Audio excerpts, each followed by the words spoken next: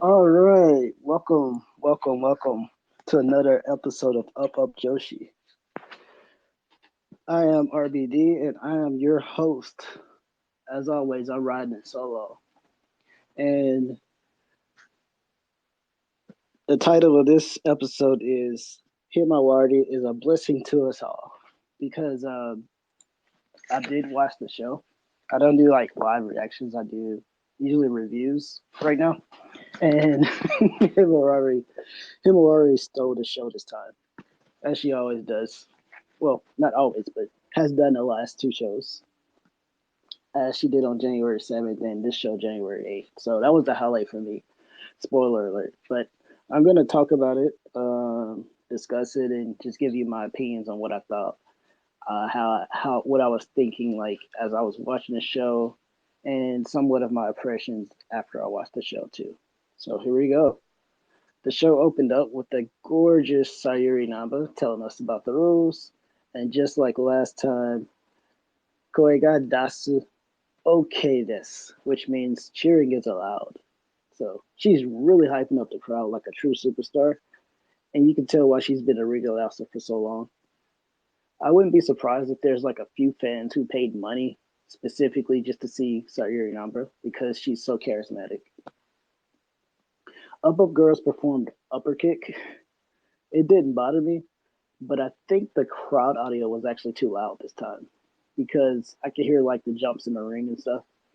But to be honest, I like this because it makes me feel like I was in the arena. This is one of those situations where you find a flaw, but you appreciate it. I'm going to give you an example. You know, like that cute girl who, or guy, who may have like freckles on their face or dimples on their cheeks or something like that. Or they may have like a curvy body and they want to be skinny. And you absolutely just love this so-called flaw, but instead they try to go on a diet or just wear heavy makeup and they kind of almost ruin it, or they do like skin whitening, heavy makeup and stuff to cover up these flaws that these so-called flaws that they have.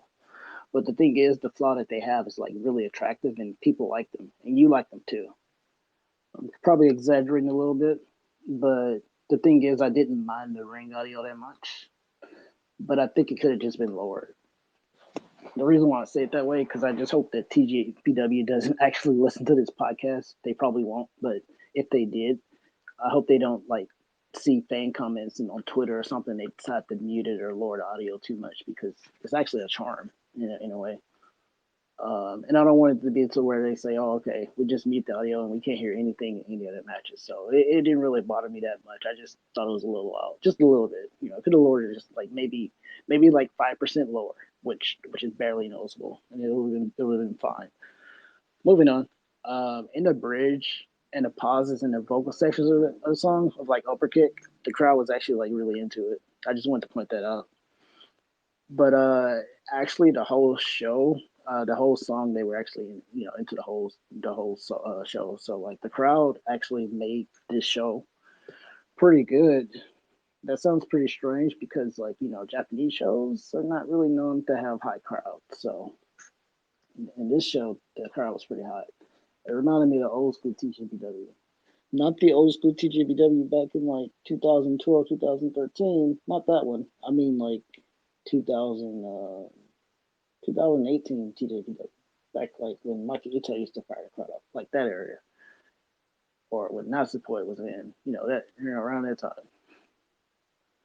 That hot crowd. That was a hot crowd there. I want the crowd to be like back like that. That was crazy. Uh so anyway, um they were like I tried to make sure like I didn't miss anything important, but I was listening to the crowd and they wouldn't really do anything like unique chants. They would just saying their names and stuff, so you didn't miss much. They didn't do like any jokes, except there was like one joke, but I'm gonna get to that later. It was about Makito. All right, so the name of the show is called Himawari is a blessing to us all, and here's why. Himawari did an opening match. It was against, I guess you could say, one of her trainers or one of the persons she practiced with, Moka Miyamoto. Himawari um, I think she was like the perfect wrestler to follow up the high crowd because she's like she has like a lot of energy and she's really charismatic. And like because the crowd was so hot, I thought Mocha Miyamoto like she had a lot more energy than she usually has.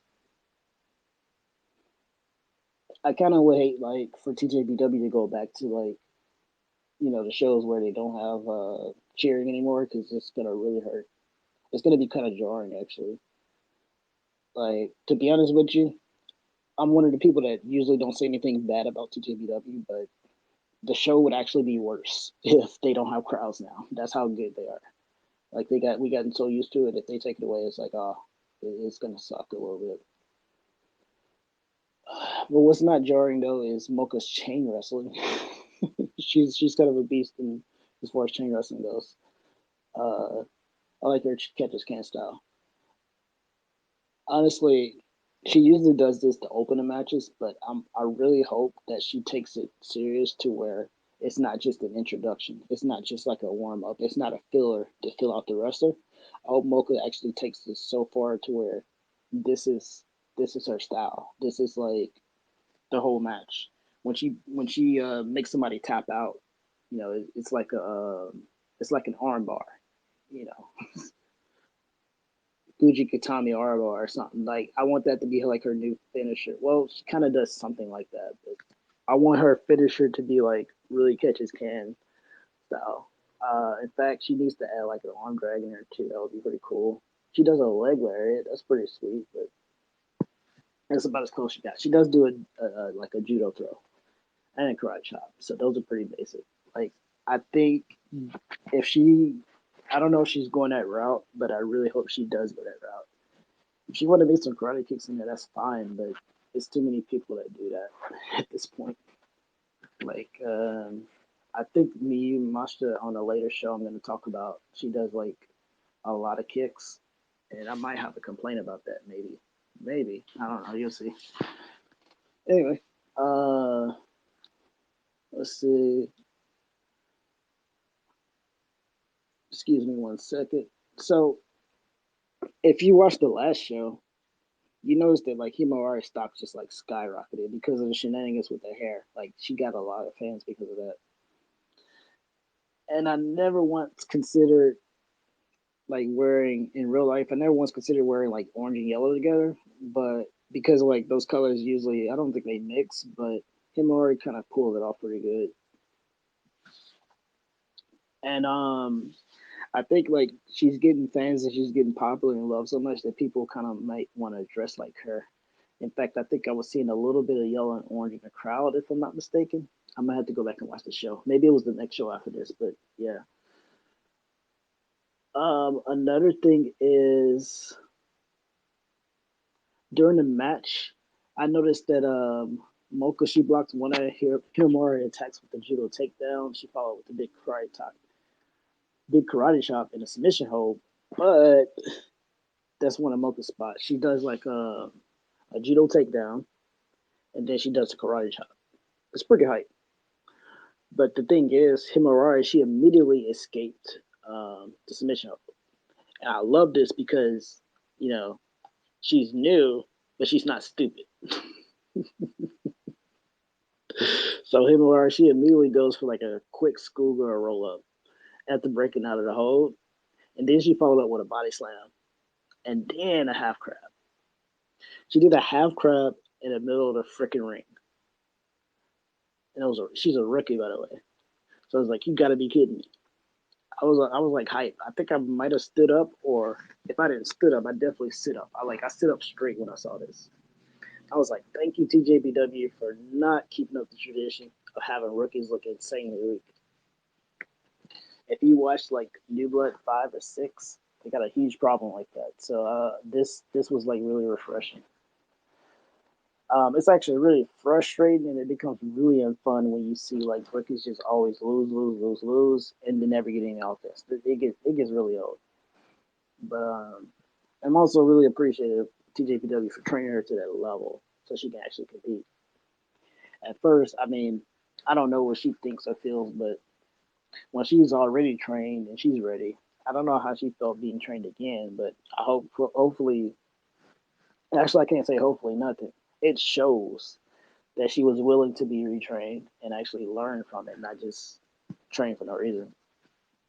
Or she could have just been chilling for all I know. She could have just been chilling at TJPW or sitting at home or working a 9 for 5, and she was just already a beast. I have no idea how good she was before she started in January.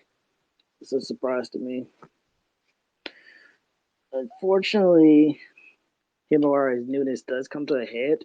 She slips up and she gets caught in the middle of the ring by Mocha's submission hold. She is forced to tap out. So that's how the match ends. This time, Mocha gets like both of Himawari's arms wrenched, and then she occasionally like lets go of one of Himawari's arms, so she gets a chance to actually tap out. So Mocha does win the match. I am not upset, by the way, because I'm a big Mocha fan, just so you know. But yeah, so Himawari actually got a lot of offense on here, and I really appreciate it. Mocha's spots were done like consecutively, so like Himawari took a big amount of control in this match, so that was really cool. It was a real match. It wasn't like just she's gaining experience or just there for no reason. Like it was a match. It wasn't like an opener. It was a match. So I really appreciate that. I think Wakana Uhara was not on the show, so you will hear nothing about Wakana here. Well, except when I say her name. Haha. All right, next would be Toribama versus Miski. I think there's surprises here in this match, but it's gonna be really quick. So I thought this match was actually not bad. The only problem, which is not really a problem, but the crowd did die down a little bit from the last match. Because if they didn't, they would probably all lose their voice and be hoarse. So that would not be healthy if they're just cheering too hard. But don't get the wrong idea though. They did show appreciation for Tori Bama's excellent wrestling. I don't know what she had for dinner last night, but Tori Bama wrestling was actually pretty good. She did that cartwheel spot. For those that like don't know, in mythology, the birds are actually in close relation to fairies. So I doubt it has anything to do with why Tori Bama does cartwheels, but I just thought y'all might want to know that fun fact there. So all right, so Tori Bama does showboat a little bit. She does her flashy style. She does her cartwheels, and she does run the ropes. I mean, run to the ropes, but she gets caught by one of Mitsuki's drop kicks. And apparently, Mitsuki didn't eat before the match. Tori Mama did. That's why she's wrestling pretty good. But Mitsuki did not eat. So she takes a bite out of Tori Bama's head and she says, Mazza, which means disgusting. And then the crowd just laughs. I actually thought it was pretty funny too. And then when she gets, Mitsuki goes and she says, Where's Shikanai Toridata? I thought that was pretty cool, especially the way she said it. That basically means bird that wasn't delicious, or the bird that was not delicious. Then Mizuki hits Tori Bummer with a snapmire, and she tosses her into a turnbuckle, and then she repeatedly says, "Not delicious, gross tasting bird." But for some reason, she just bites her again. And then Kiso says, tap and nine, like which means don't eat, don't eat.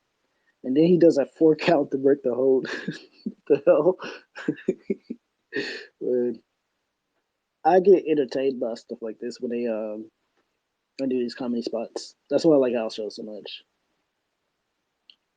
Uh, all right, so the thing is though, like I think they really got to start feeding Mizgi before these matches because she's gotten really carnival lately. So anyway, Tori Bama manages to fire back. She does what I could best describe as like a arm drag, but it's she does an arm drag, a real arm drag, quote unquote real. So it's done like a suplex basically. That's what the old heads call an arm drag. It has to look like a suplex or some shit. Arm drag is an arm drag, but I might as well just call it's an arm drag suplex. It is what it is. But it was cool though. I was kind of shocked how good it was though. It was like overhead and everything. Palm does a similar one, but it's actually the positioning that makes it look good though. Tori Boma, she hits like an assisted sunset flip move that she does. It's like one of her regular moves now. I don't know if she has a name for it yet, but she hasn't. They don't really talk about the names of their moves much. They might do it during press conferences, but no, they don't. They don't do it during press conferences. Maybe they do it on Twitter, but it's too hard keeping up with all those.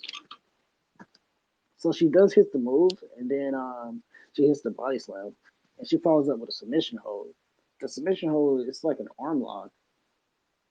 She usually does a half, like a half Nesson lying down, basically.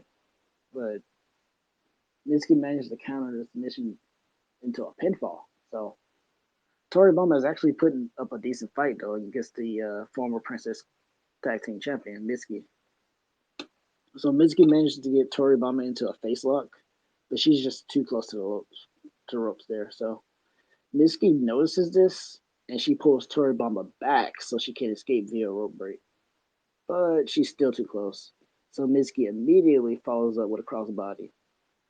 But Tori Bama gets her shoulder up. So Tori Bama does a roll up of her own, and then she spins around and turns Mitsuki, flat and does a pinfall. It's like very Masaruga like pinfall there, run around and do a pinfall. Suzume does that too. I wonder if they have like a similar trainer, probably DDT Dojo. Then Tori Bama does the spinning sidekick move. She's been doing a lot lately, and the sternum of Mitsuki.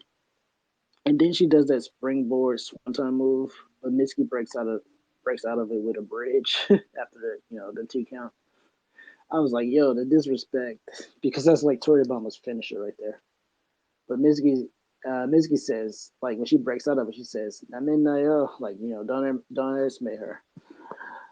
And then she does like the rolling foot drop, foot stomp. That's like a real cool spot, cool move. And it ain't over yet though. It's a fantastic match. I mean, actually, it was over after that. I don't remember she hit the cutie special or not. Honestly, I think she did the rolling foot stomp and then she pinned her. No, she hit the rolling foot stomp and I believe she hit the cutie special and then that was it. I don't remember the finish though, but I remember pretty much everything else. But yeah, Mitsuki needs to go for a singles run though. She hasn't been in a singles run in like forever. I want Mitsuki to be the Princess champion. If you want to hear more about Mitsuki, go back and watch the Neko Haruna story. It's on my YouTube channel. You can find a link on my profile or in my link tree. If you're not on my YouTube, then go to my link tree on my Twitter profile and you can check it there. If you're on my YouTube, just go to my videos. Look for Neko Haruna story time. All right, so the next match is going to be Raku Pombu versus Free Wi-Fi. So the camera stays on Palm and Raku when Noah's music hit because that's like the best part of the show, Palm misbehaving. The crowd is still giving cheers before the match, so this makes the atmosphere good. And then Palm does her Onegaishimasu, so that's always funny. And when she does her Onegaishimasu, it stays on like Now and Hikari. You can see their facial expressions, and I was like, all right, okay. And then after that, you do the body check. Body check is, I think you know what body check is from that name, but you just check, make sure nobody brought illegal weapons and things like that. But after that, the referee tells both all the players, all the wrestlers to shake hands, right? Free Wi-Fi. I'm gonna go on a limb here and say free Wi-Fi are technically heels, especially now Cochran. They're technically heels, even though TJPW don't really have heels. Now Cochran is basically a heel, and she doesn't shake hands. Uh, and then, but Palm basically forces now to shake hands anyway before the match, and it was hilarious. So as soon as the match starts, now takes a cheap shot on Palm, and then Free Wi-Fi just bullies Palm in the corner by twisting her hair. But it was actually funny though. I'm not gonna lie. And then Palm gets some revenge, and she kicks now Kafka. That's actually one of the most entertaining moves in pro wrestling today, the shin kick. But you know what's more entertaining? Oyasumi Express. This Oyasumi Express was like a remix. I believe that Palm was singing one of the famous Japanese folk tales or nursery rhymes or something, but I'm not really familiar with the song, but it was still pretty funny. And at this point, like I even wrote on Twitter, I was like, this match rules. And this is exactly what I signed up for. So next, Nao and Hikari took turns throwing Rocco across the ring with snap fires, and they were like hip toss. They were really more like hair toss. You can call hip tosses, but they were hip tosses by the hair, so snap fires. It's not a really good explanation of what the move looked like though. They were snap fires, but they were like rag dolls. They were like being hip tossed by the hair. So that's the best way I can explain it. So now once she's tagged back in, she does a submission on Raku in the middle of the ring. I can't describe this whole well, but it's like a single arm cross arm submission. But like a god, Raku does escape the hold. Raku hits, excuse me. Raku gets hit by some really cool tag combinations by Free Wi-Fi, like a face buster, and then Hikari hits Raku with a drop kick, and then now follows it up with a frontless drop kick, and then Raku recovers a bit, and she does a Kagayaki swing blade, and then she rolls over to tag Palm out of like desperation. Then Palm does something really interesting here. She does a drop kick and a quick pin. She goes for the cover. One, two. Hikari kicks out. As soon as Hikari kicks out, Palm transitions and she starts running the ropes and starts going for her arm drag into the second drop kick. And then her satellite head scissors gets denied. And then Niles gets tagged in. Palm does a top rope drop kick, but that gets denied too. Instead, now Palm eats Niles' big boot. Now puts Palm in a brutal submission hold, but then Palm escapes. After that, Palm hits Now with a shin kick and then a top rope a top rope drop kick. And then she tags Raku back in. And then Raku gets a little offense in. She does a chop on I think she does a chop on now his head. She goes for the smile train, right? Now it just breaks out of it. So Raku don't get the smile train. It gets denied. After that, now she tags Hikari, and then Hikari hits Raku with an Oklahoma roll. I love that move, by the way. It's crazy how like they have energy for this match though. This late in, I know Hikari got tagged in, but even though she was tagged in, Hikari was wrestling a good portion of the match, and Raku was in there for quite a while. Actually, she was in there for about a good 10 minutes, and then she pulls off this Oklahoma roll. I was really impressed by that. I was like, this match been going on for like 20, 15 minutes, and then you do an Oklahoma roll like this late in the match. I was like, that's crazy. I thought that was some good stamina.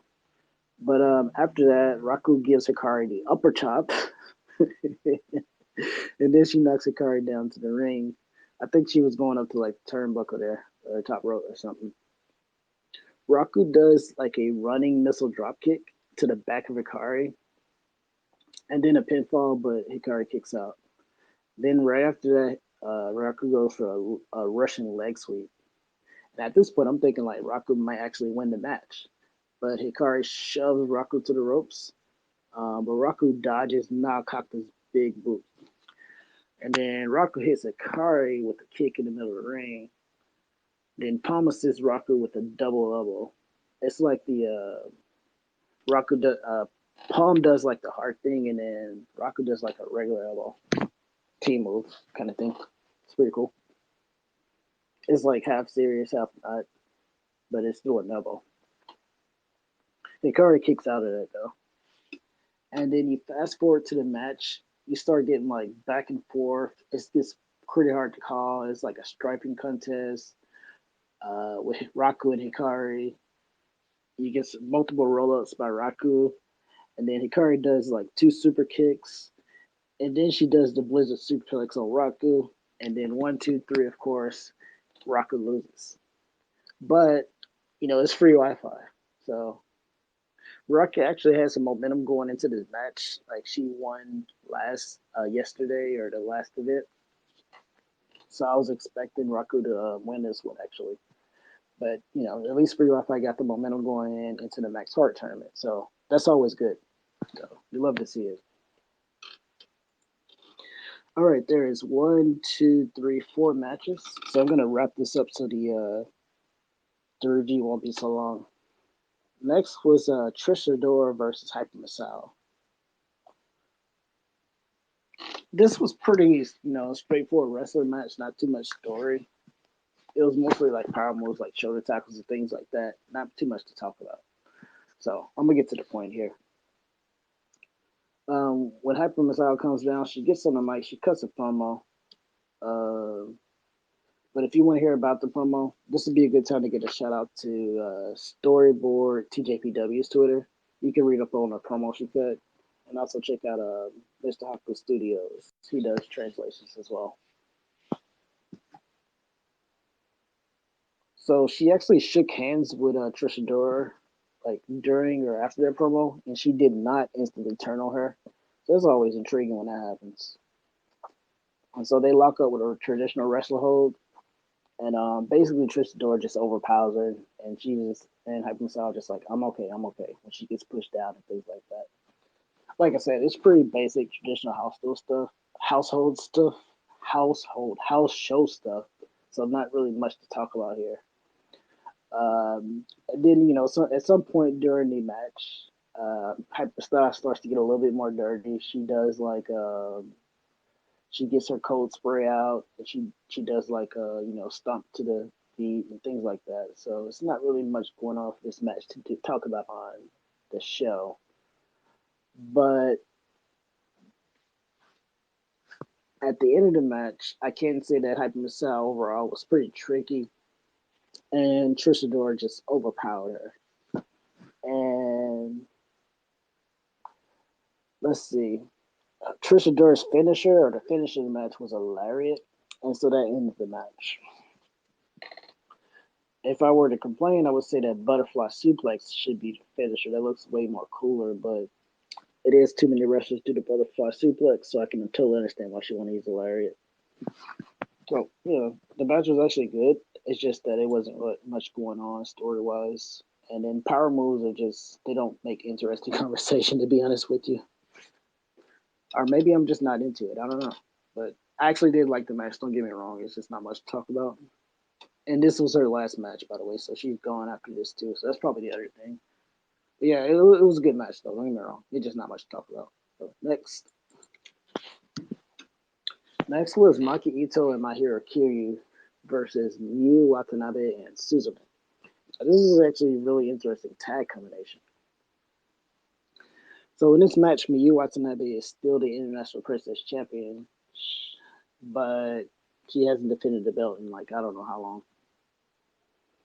A funny moment in here is before the match starts, they're doing a body check. Everyone is giving Maki Ito strange looks because her voice is deeper than normal. The camera zooms in to Suzume and everybody goes, eh? And then someone in the crowd yells, Nomisugi, which means you had too much to drink or you drink too much. And then Maki Ito says, Nomisugi Janeo, which means I didn't have too much to drink. I caught a cold. Kazuhi something, she said. I didn't write it down, but that's what she said. She said, I didn't have too much to drink. I caught a cold. So, or hay fever, however you want to translate it. Even with the code, though, Makito does some amazing wrestling at the start of this match. In fact, she was in the match most of the time. She even rolls her eyes at Suzume as she gains control, like quite arrogantly. She shrugs her head when Suzume tries to hit her head on the turnbuckle, like low, like maybe a few minutes into the match. And then Makito raises her head into the turnbuckle and hits her own head in the corner. I love this spot, by the way. Even when she's sick, she pulled it off. I'm thinking, like, what a champ. Then Kiryu gets tagged in and kicks Suzume in the stomach and sends her to the other side of the ring for a jumping elbow. Not gonna lie though, She's good at it. She's good at the jumping elbows and wrestling moves like that. My hero wrestles slower than some of the other wrestlers, but she has a lot of finesse. I think that her experience is actually starting to showing payoff here. She's been wrestling how many years? Like 3, 4, 5, 6. I don't know, but it's showing though. She's taking her time and it's looking real crisp. I'm not even here to judge her or anything, but I'm just pointing out what I see. She looks good. So Mahiro Kiryu then tags in Makihito fairly quickly. Makihito does her cutest in the world spot with a very hoarse and raspy voice. But anyway, the crowd is really into it because this crowd is like super hot. After she does this spot, she rolls over Suzume and tells Kiryu to do that thing you usually do. Then Kiryu apologizes for Makihito's cutest in the world because she has a raspy voice. And personally, I think this is a valid apology for once. So Kiryu does a lot of stomps in this match, and then she tags Makito back in. Ito puts Suzume in a like a rear naked choke, while crossing her eyes and giving the middle finger to Suzume or whoever's watching in a really goofy manner. And then Suzume does escape the hold, of course. It's her arrogance and the shenanigans that allows Suzume to escape. Really, that's kind of the story there. Suzume managed to send Makito into the ropes so she can deliver one of the best drop kicks in the business. See, Hikaru is not the only one with a good drop kick. Suzume has one too. Yu Watanabe gets dragged in, and then Makito gains control. Yu manages to stop some of Makito's moves, but she gets hit with one of the tornado DDTs. Makito is like putting in some work this match, so Suzume gets hit with a drop kick from Mahito Kiryu, and then she goes for a pinfall on Kiryu, but Kiryu kicks out. Suzume does a lot of stuff. Like in the later half of this match, she goes to the top, but then she catches Kiryu with the body slam, and then Kiryu does a shoulder tackle and a pinfall, but then Suzume kicks out and does a quick pinfall her on, and then the match just goes like back and forth. I'm actually really impressed by Kiryu's wrestling here though. But then out of nowhere, Suzume hits like a face crusher on Miyu, and then Miyu does a shoulder tackle, and then Miyu tries to lift up Kiryu, but Kiryu reverses it. It's like a lot of spots and going back and forth, quick tags, a lot of people in the ring, so it's kind of too hard to explain the details. But I'm just gonna say who does what, and highlight what happened. So Miyu goes and hits the Canadian backbreaker on and I forgot who she hit it on. And then she did the giant swing on Kiryu. And then she did, the backbreaker on Kiryu and then a giant swing. And then she did the submission hold. It's like a torture rack on one shoulder, basically. But Kiryu managed to put Miyu in the Boston crowd.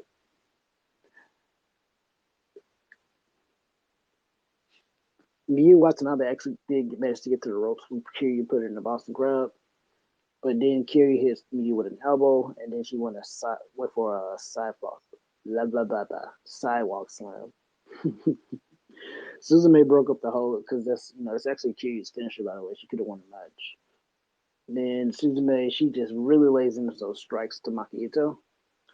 Then Makito DDT Suzume. It's like a lot of people just going in the ring, breaking up pinfalls and things like that in the match. I was able to follow it when I was watching it, but talking about it, I can't really tell you who was the legal person. But all I know is that Kiryu hit that Boston Crab on Miyu, and she got swing, and then it was good though. This is probably the best match on the show, to be honest with you. I know Yuki Arai and Irisu and Wasteland War Party was there, and then there was a main event, but I think this is probably the best match for me. Probably. Trishadora versus Hyperstar was good. Free Wi-Fi was great too. Actually, Free Wi-Fi and Rocco and Palmer are my favorite wrestlers. They had some good wrestling, but I just think that Maki Ito, Mahiro Kiryu versus Miyu Watanabe and Suzume, it was probably the most fun match of the night. That's the thing about TJPW. Like anything could probably be the main event. But if I want to be honest, though, I think the show on the 7th was a little bit better, and that might be because we're kind of on there. I'm a little biased. All right. So anyway, back to the match. Um, Kiryu was trying to lift Miyu up. I had no idea what she was trying to do. Maybe another sidewalk slam or something, or spine. Yeah, yeah, spine buster. That's like her main finisher, spine buster, I think. But then Miyu countered with the chop to the chest, and then she hit her with a teardrop. She hit Kiryu with a teardrop. So I was like, "Where's Miyu?" She's probably she's probably crying in her car. Poor Kiryu. But anyway, it was a good match. It was fantastic. I was really impressed with Kiryu's wrestling and her finesse. But Miyu Watanabe is just way too strong. And hopefully, by the time this Twitter Spaces thing is going here, Makito has recovered 100%. So the winners of this match is actually Miyu Watanabe and blah, blah, blah. I can't talk tonight. Miyu Watanabe and Suzume. I was thinking, like, what a team. Their colors actually go well together, too. Pink and yellow. I'm feeling it. Makito and Mahito Kiryu, they've been a tag team before in the past. When Kiryu was a bit younger. It wasn't that Kiryu was just younger. It was actually the fact that Kiryu dressed more like an idol per se, I guess. She wore like different kind of makeup and eyelashes and stuff. that's really what did it. So in other words, Kiryu dressed like a teenager. Um, I'm gonna stop though because I don't want to talk about their appearance too much. It might be a little rude. Well, I've been on here for a long time. All right, so I'm gonna run through this next match pretty fast. It's Wasteland War Party versus Yuka, Sakazaki, and Irisu. All right, so this is actually a really fun match here. Um, Haiti comes out and she just screams like a badass, and then Max comes out with an intimidating roar, and then Max was like, she roars a second time, roar. I'm really starting to become a fan of Haiti, and if you haven't already, please follow Haiti on Twitter. She is so funny. She's like Maki Ito 2.0. She's good. When the match starts, we get some Irisu chants. I mean, it's similar to Palm Harajuku levels Irisu chants. So I'm thinking either the crowd has a bloodlust, or and they want to see Irisu get hurt, or they're really into Irisu and they're cheering her, or both. So anyway, Yuka and Irisu were intimidated, but they switched on, and they do a double drop kick on Haiti, and they start the match off.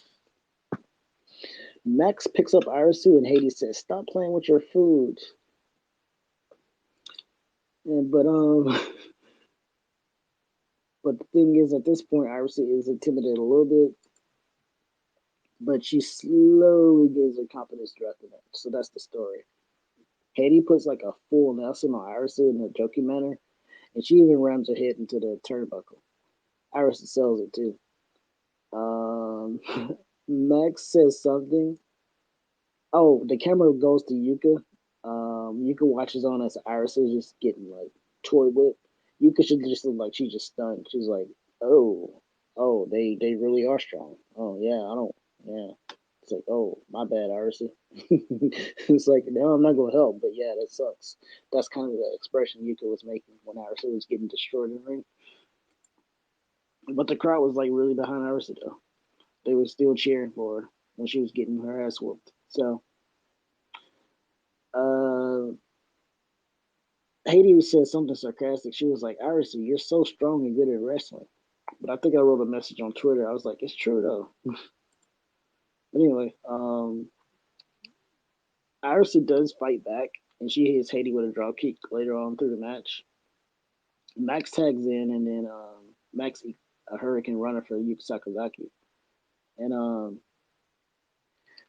Yuka does a magical splash outside. Uh, actually, that's not the right name. It's the same move that Suzume does, but Yuka did it. I gotta look up Suzume's move, but she don't really. She'll say the move on Twitter, and then that's it. You never hear the name of it again. It's like a crossbody, but she does like a certain pose. And yeah, it's really a crossbody. That's all it is.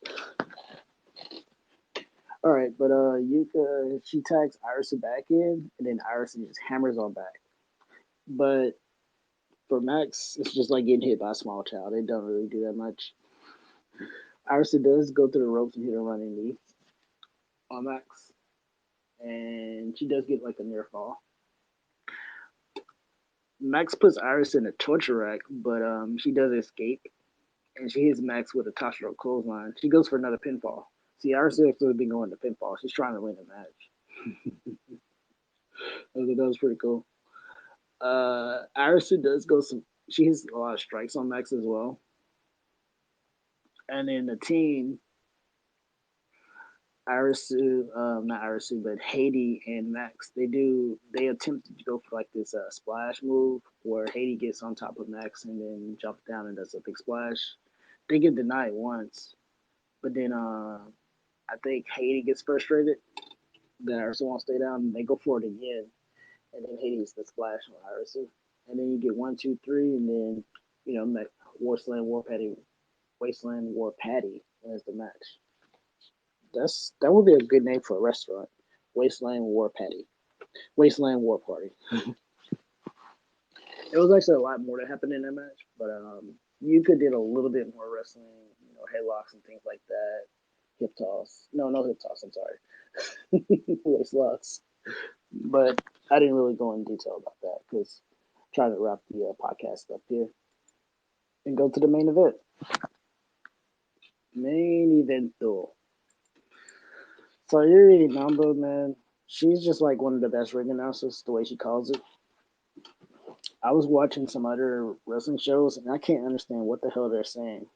I know I'm not like a native Japanese speaker, but I'm just like wondering, dude. Like I want to ask some of the Japanese people, like that watch some of those other wrestling shows. They'll wear like a mask and it's like a really bad echo. I'm like, do you even understand what they're saying? I have no idea. It's like, like,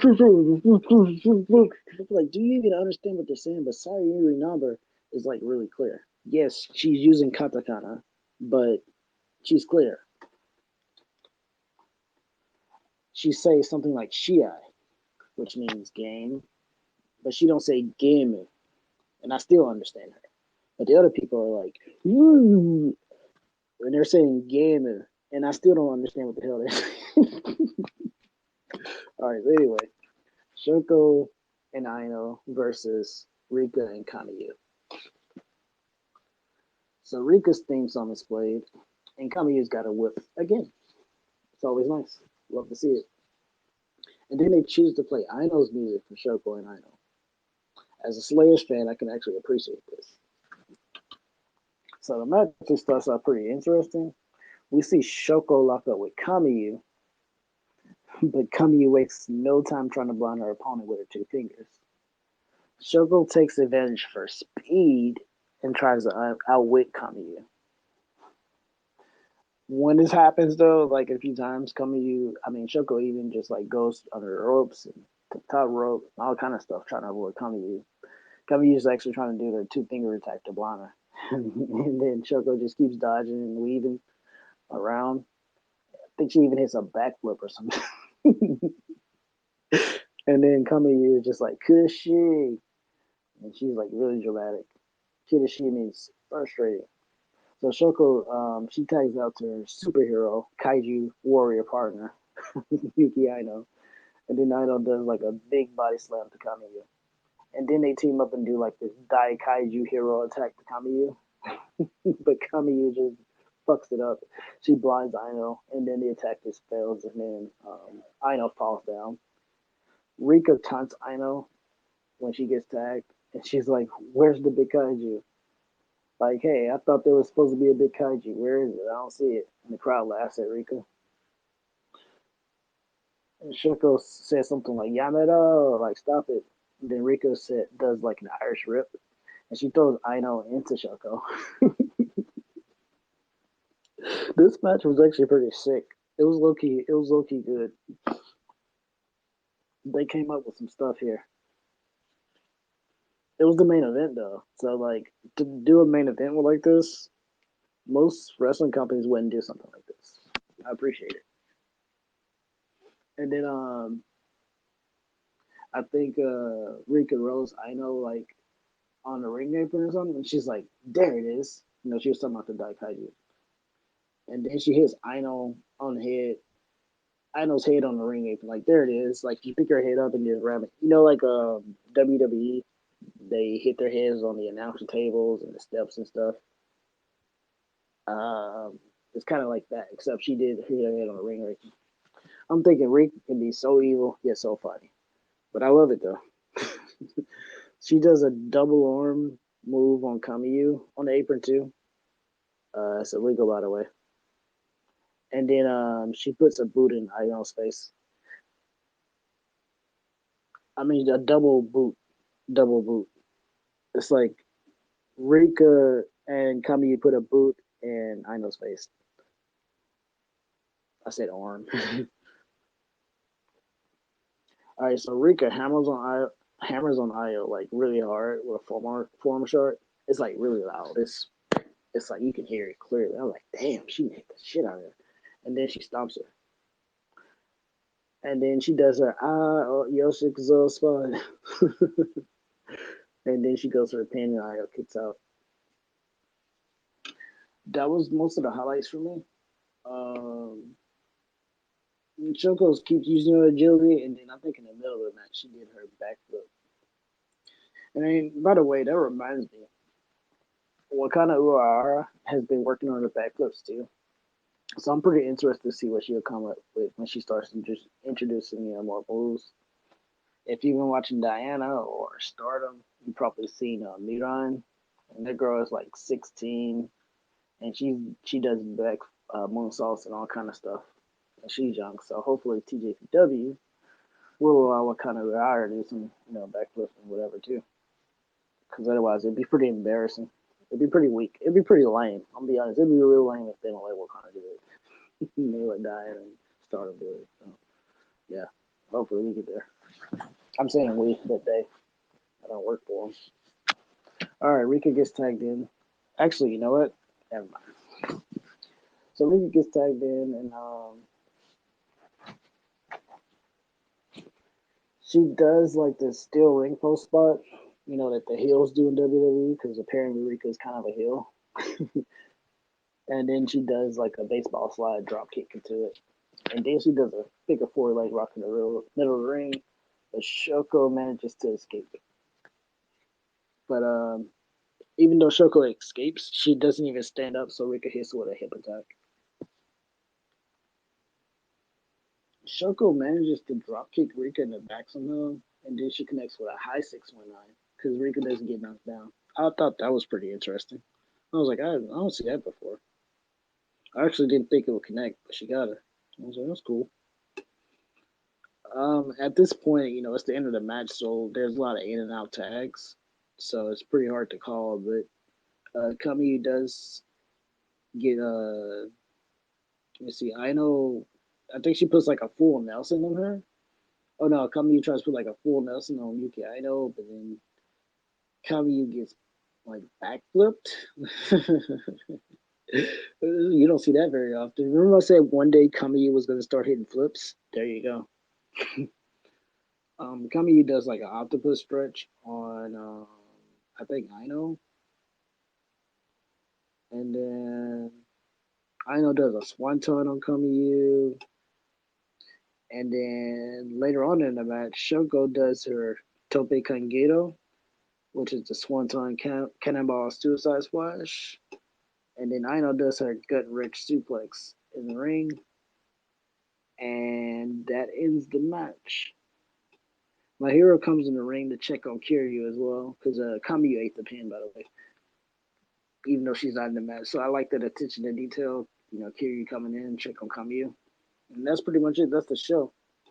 This actually sets up the next hard tournament. So we got some light tag team matches throughout the show. The heaviest promotion was actually done in Japanese with Sayuri Namba, the official TJPW 2013 Twitter, their YouTube channel. They did a couple videos, press conferences. So check out the next Heart tournament.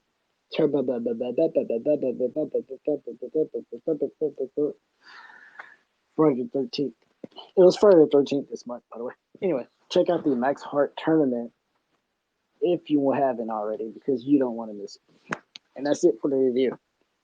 I honestly made a lot of bloopers this time. I should go back and edit it, but chill out, bro. It's just a house show. So, all right. Thanks for checking out Up Joshi, and I hope you enjoyed the show. Thank you, thank you, thank you.